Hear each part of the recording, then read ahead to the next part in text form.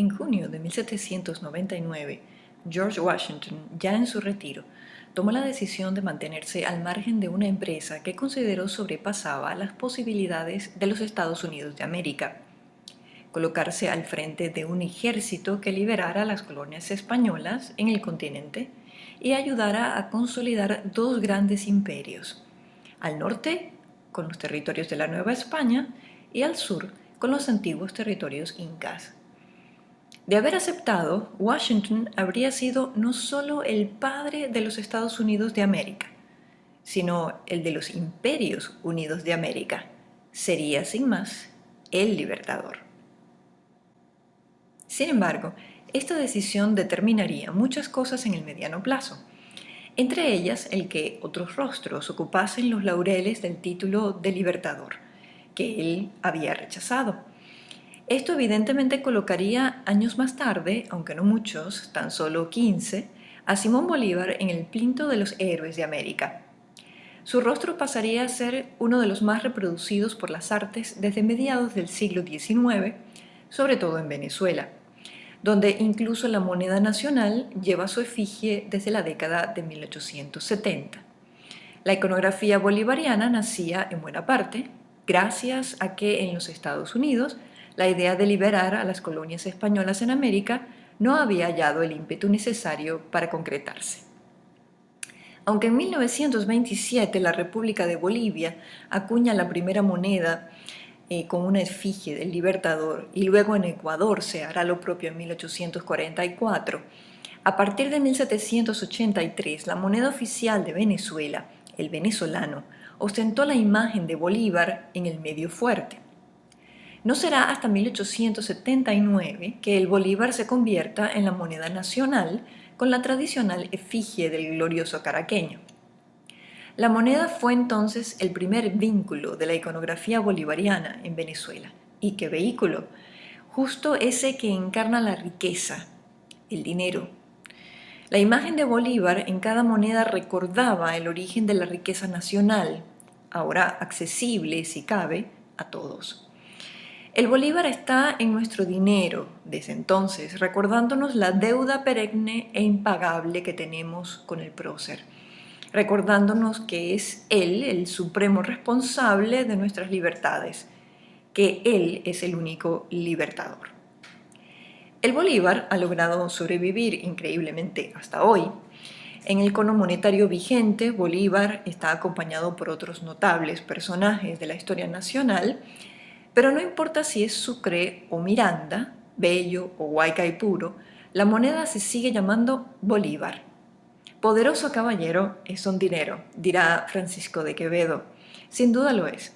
Pero la iconografía bolivariana no se contentó con los billetes y las monedas. El culto a Bolívar y su imagen parece haberse iniciado tan temprano como en la década de 1830, cuando en algunos pueblos de Venezuela una imagen suya era paseada por las calles para hacer que las lluvias cayeran o cesaran. Hoy, no obstante, la figura de Bolívar se pasea ad nauseam por nuestra realidad.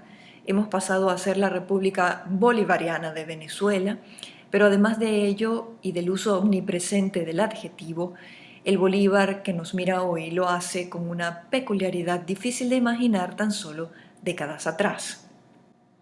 Si bien es verdad que George Washington ha sido representado con la solemnidad de su lugar en la historia de los Estados Unidos, no es menos cierto que también se ha empleado su imagen de las maneras más disímiles, y en algunos casos seguramente hasta irrespetuosas para los estándares de quienes defienden la sacralidad de la imagen de un personaje tan importante. Esto no ha sido impedimento para que la imagen de Washington sea actualizada e integrada a la cultura pop, lo cual le ha hecho ganarse con todo mérito el derecho de llevar gafas oscuras con mucha frecuencia. Simón Bolívar, en cambio, tiene su imagen bien cuidada por las leyes de la República. Un decreto guzmancista de noviembre de 1872 hizo que las plazas principales de cada pueblo y ciudad venezolana llevaran con obligatoriedad el nombre de Plaza Bolívar, y que además, desde la pared de toda oficina pública, una imagen del Libertador deba presidir las actividades. Calles, avenidas, edificios parques y pare de contar tomaron el apellido del máximo prohombre de nuestra historia. Bolívar ha estado siempre en todas partes, desde nuestras billeteras hasta nuestros espacios públicos, y siempre, claro está, a él le debemos solícita veneración. Esto ha sido así mientras Bolívar estuvo vestido con el traje de romántico héroe griego que el siglo XIX le obsequió. No es para menos.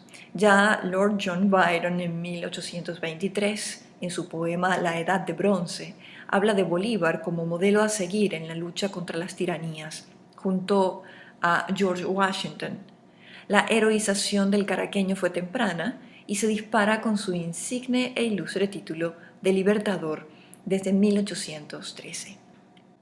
En cualquier caso, esa Grecia antigua idealizada que se ilustraba en la falsa blancura de las estatuas de mármol que habían sobrevivido al tiempo y los azares de la historia, procuraba abrirle paso a Bolívar para que instalara su panteón.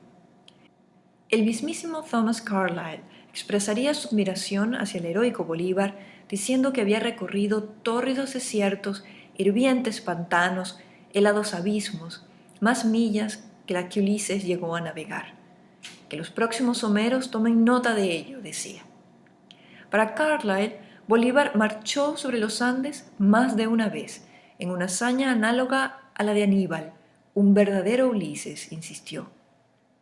Era urgente, a los ojos de este autor, que surgiera ya el Homero que escribiera la historia de este gran hombre, el Washington de Colombia. Bolívar se infla en halagos en la iconografía heroica que Tito Salas terminará de refrendar en la primera mitad del siglo XX, sobre todo con la decoración de la casa natal y del Panteón Nacional. Pero Bolívar no es Washington. No puede permitirse un defecto, una mancha, una arruga en su casaca militar.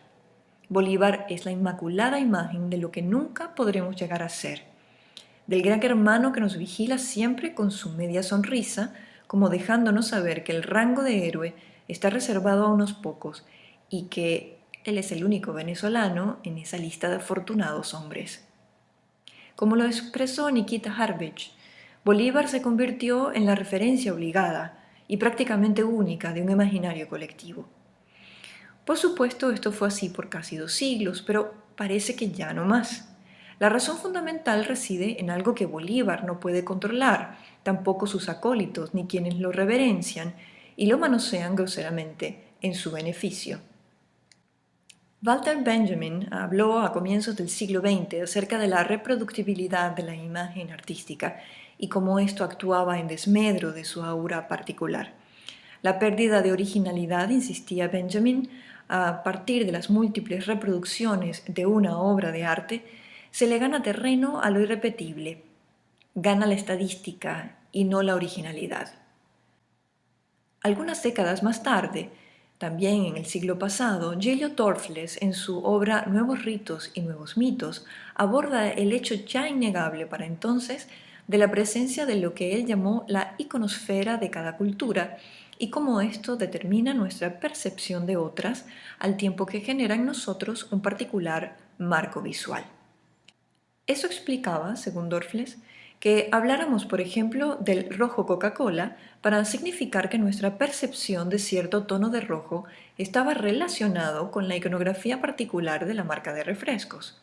Ese rojo particularmente determinado era parte de nuestra iconosfera. Pero ni Torfles ni Benjamin pudieron imaginar que la tecnología digital colocaría en manos de cada individuo la posibilidad de generar su propia iconosfera, menos aún de influir en las iconosferas de otros con la capacidad sin precedentes de multiplicar imágenes. A pesar de que en Venezuela la imagen de Simón Bolívar era parte fundamental de la iconosfera de todos, sin importar el lugar del país en el que viviéramos, después de todos el Bolívar estaba en los bolsillos de todos. La imagen del Libertador era más o menos la misma, o más o menos uniforme, sin mayores diferencias. Era un elemento común que, según algunos, colaboraba con nuestro sentido de identidad nacional. Pero todo cambia. La llamada Revolución Bolivariana, extrañamente no encabezada por Simón Bolívar, sino por su imagen, o más bien por la manipulación de su imagen, trajo al prócer hasta el hartazgo, llenando cada espacio vacío que pudo haber dejado en los últimos 200 años. Bolívar fue incluso sometido a un cambio racial, con la esperanza, asumimos, de que éste ocupara incluso hasta las variedades genéticas de la iconosfera venezolana. Pero llama la atención que la imagen de Bolívar durante los últimos 20 años no ha sido tan cuidada, tan protegida, ni tan determinada desde el poder. Puede parecer esto una contradicción o un efecto inevitable de los nuevos medios digitales.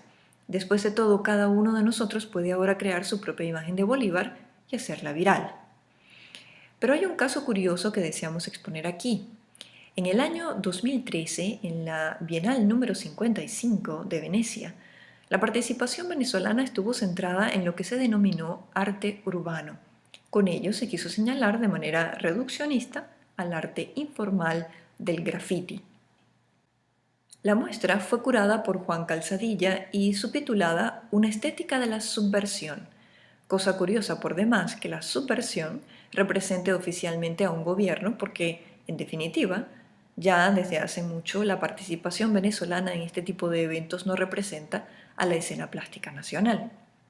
Varias de las obras que integraron la muestra fueron hechas in situ.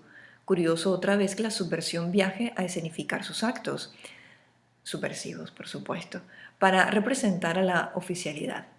Lo cierto es que se mostraron obras de los colectivos artísticos 360, Toromaima, Comando Creativo, La Casa para la Raza y Silenciadores. De esta participación rescataremos lo que Comando Creativo llevó a Venecia. Si antes habíamos sonreído ante las imágenes de George Washington con lentes oscuros, ahora es el turno de que le regalemos una sonrisa al Libertador. No sin advertir, pendiente, Bolívar sigue vigente. Pero si esto fuera poco, el travieso Simón se nos muestra también encapuchado, dejando ver solo su mirada tras la improvisada capucha hecha de una franela.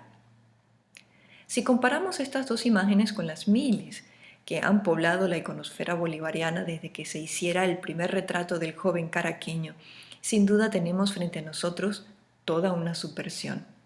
Bolívar no es el prócer inalcanzable, Bolívar es ahora uno más, aunque no tanto. Bolívar es ahora un hombre de dudosas intenciones, los lentes oscuros así lo indican. Esto se esconde en la mirada y por lo tanto la honestidad de la actitud. La capucha, en cambio, muestra solo la mirada, pero elude el rostro y el efecto es similar. Se conoce que las intenciones no son las de respeto a la autoridad, pero éstas no dejan ver al autor del irrespeto. ¿Acaso no había sido Bolívar la máxima autoridad en la moral nacional? Parece que ya no tanto. Adivinamos a Bolívar tras la capucha porque lo conocemos demasiado bien como para que sus ojos y sus cejas no le delaten. Adivinamos a Bolívar tras los lentes oscuros porque su frente amplia y la forma de su rostro nos es demasiado familiar. Nuestro Bolívar no pierde vigencia, no anda en pedestales de prócer, sino en la calle con nosotros, expresa el Comando Creativo sobre sus imágenes de Bolívar. El nuestro es un Bolívar rebelde, un Bolívar que comparte trincheras con el pueblo. Detrás de la rebelión popular está el huracán bolivariano, insisten. Así representado, el aristocrático militar de impecable casaca es despojado de la imagen heroica que Byron y Carlyle le habrían brindado y que las artes venezolanas habían abrazado gustosas por tanto tiempo. Ahora quien coquetea con Simón es Aquiles, pero el verdadero Aquiles, no el del romántico siglo XIX, sino el Aquiles de Homero. Hablamos del que es un bandolero, se midió siempre, pero con la piratería como su oficio entre hazaña y hazaña. Aquiles participa en una batalla, la narrada en la Ilíada, que se gana por engaño, no por valentía y bravura militar. Ese es el verdadero Aquiles, el verdadero héroe griego que hace cosas extraordinarias, pero a la vez es un hombre profundamente ordinario en sus defectos y flaquezas. Ese es el Bolívar que parece presentarse ahora, tras una capucha o simplemente tras lentes oscuros. Perdurará en nuestra iconosfera esta renovada, subversiva y oficialmente aprobada imagen del Libertador, sobre todo cuando las acciones de la oficialidad que se aferra a él quedan refrendadas en su nueva imagen delincuencial? Es pronto para saberlo, pero a veces todo cambia para que todo siga igual. A Bolívar le podemos odiar o admirar, pero nunca mirarlo con indiferencia, porque después de todo, él es el que paga el café que nos despierta cada mañana.